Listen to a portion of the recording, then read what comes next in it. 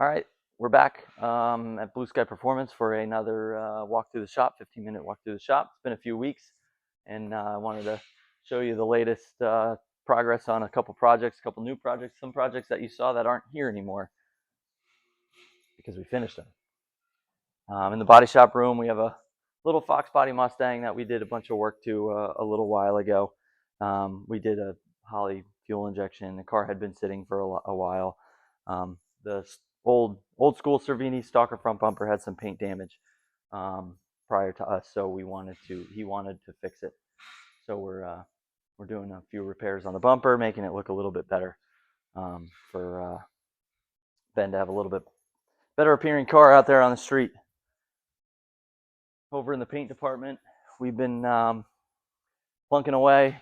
Dakota's been cutting and buffing all the panels for Bill's 67 Camaro, getting that paint completely flat. Just super nice finish. We put a lot of clear on these cars and then cut and buff them nice and flat with acrylic blocks. Get that thing looking like a piece of glass. Over here in the booth, we have Holley's 85 K10.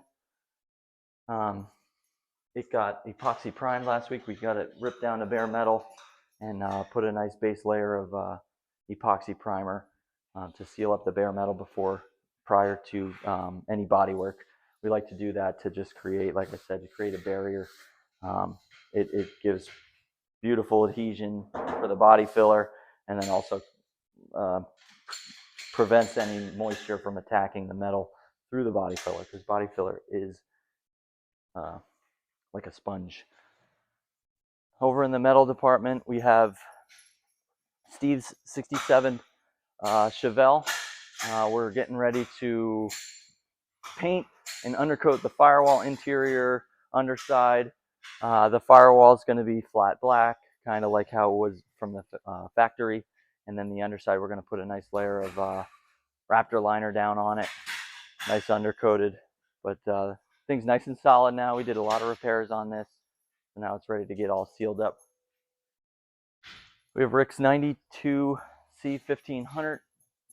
Been on the chopping block for a little while. We went ahead and shaved the firewall of all unnecessary holes.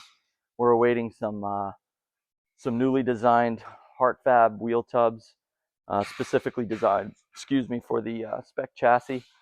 So we're going to be getting those in and beginning kind of the major metal modifications we're going to be doing on this thing.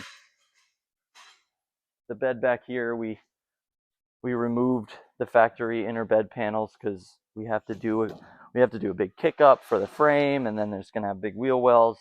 So we felt it was easier to just cut out the original inner bed panels, and we're going to fabricate some nice custom ones that vibe well with the Heart Fab front wheel tubs and the wheel tubs that we have for the back with the bead rolling. So we'll be able to have a nice custom touch on that. And while we're at it, we're going to get rid of the stake hole pockets because I don't think Rick's going to be hauling anything that's going to be needing a stake hole pocket. Steve's 68 Charger, it's going to be getting back into production in a couple weeks now, getting all the sheet metal ready. We're going to modify the outer wheelhouses so that we can get a really big fat wheel and tire in the back, and it can sit nice and low. Two things that make a car great: stance and wheels. So we want to make sure that we're doing our due diligence to get that fulfilled. And like I said, Bill's 67 Camaro here. Got the trunk lid all cut and buffed and installed. We got the taillights in place. The car is starting assembly, which is nice to see after months and months and months of having the car apart and in disarray. It's nice to see a final product go together. The Jeep, 80 Jeep CJ5. I guess we could call it the CJ35 because it is 35 inches longer now. It is headed to the roadster shop actually today to be sent up there for scanning so that they can scan it for a custom one-off RS4 chassis. I began the floors earlier this year, and Chad has wrapped up the whole firewall, floors, transmission tunnel. we kind of went for the jerry can look in here for the floor pans. Some a lot of, I'd say we have all the bead rolling in here, but looks really good. And then once it comes back from Roadster Shop, we'll be able to continue our fabrication, plumbing, all that stuff while we wait for that chassis to be developed and manufactured. We're sending it up to them with a mock-up engine block and transmission in it, so that they can scan it and see where we position the engine. And there's plenty of wiggle room if they need to move it around and put it where they kind of want it. But we tried to give them as much as we can.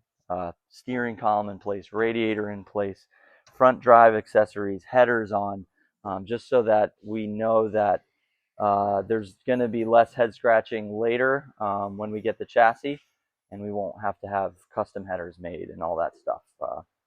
Yes, we're doing a one-off custom car, but if we can save money by getting off-the-shelf parts that bolt on and we can use them from the get-go, it saves everybody a lot of time and money.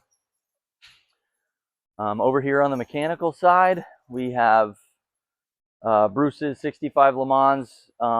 We had a couple little paint warranty issues that we had to take care of, so that's done. And we're just doing small assembly work. We have a small punch list of stuff, and then we can start hitting the road with this car. Going to be a great cruiser. Stock 326, the original engine to the car. Stock Power Glide, Pontiac transmission. Not a tire burner, not a hot rod, just a cruiser. Bruce has owned this car since 1968, so he's had it a long time, and he's looking forward to driving it again. This one you guys have not seen yet. Justin's 79 F250, getting a pretty decent overhaul. Keeping the stock chassis, got a whole, what is it, rough country lift, full suspension. And while we're at it, we stripped the chassis down. We're going to get it sandblasted and powder coated, make it look nice. We're going to pre-paint the engine bay, all new fuel lines, all new brake lines, 5-speed transmission. So we kind of modernized it, but it's still going to be a down and dirty, leaf sprung 79 F250 that's still going to have the bones of an old classic truck. John's 68 Camaro is finally going to be starting. This thing fought us a little bit. We did nothing but take out the radiator, paint it black, and put it back in. And when we did that, it sprung a leak. Who knows? So we had to get a new radiator, painted it black. Hot side is all covered in turbo shields or header shield to keep the heat down under the hood. This thing, turbo cars are just known for their crazy amount of heat, and then you put 2 of them under the hood and it's just nuts. So hopefully we feel that we will be controlling the heat that's under the hood. That'll be starting today, maybe tomorrow.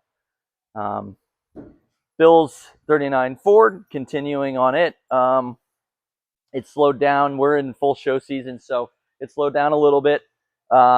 Getting a couple projects finished and ready for shows. So in a couple weeks, we'll be getting on this, hitting it hard, continuing on the fabrication. And then over here is Steve's F-150. Very close. I have to build the exhaust, which I'm planning on starting next week, so that we can get this thing fired up and on the move. And then one truck that you may not see here, Rowdy Moss. We ended up finishing that a week ahead of schedule. Our goal was to get it running for the 4th of July weekend and driving. And we wound up putting 275 miles on it that weekend prior to Columbus. Good guys, and there was a few things we had to do. We were under the knife. And we ended up changing out the exhaust manifolds for headers, made a lot more power, made it breathe better. We had heat. It was running hot with the manifolds, so we went ahead and we switched out to headers, and it solved everything and gave us about 60 more wheel horsepower. So, but that truck ended up driving to Columbus. We handed the keys over to Michael with 875 miles on it. He then drove it from Columbus, Ohio to Cary, North Carolina, and has since been driving it around town, using it on the farm. and it's currently right around 1,900 miles. Blueprint makes a hell of a 496 big block. The truck is rowdy. The Bowler Performance transmission worked flawlessly. The truck is just badass, great cruiser. He just let me know today that he's going to be towing 5,500 pounds with it. So it's rowdy. It's a hot rod, but it's also a workhorse. So we're super happy. Thanks to our crew, we all just put our heads down and got it done. So and another car that also got delivered, had a pretty tight deadline, was Phil's 70 GTO, the custom fabricated front spoiler we made.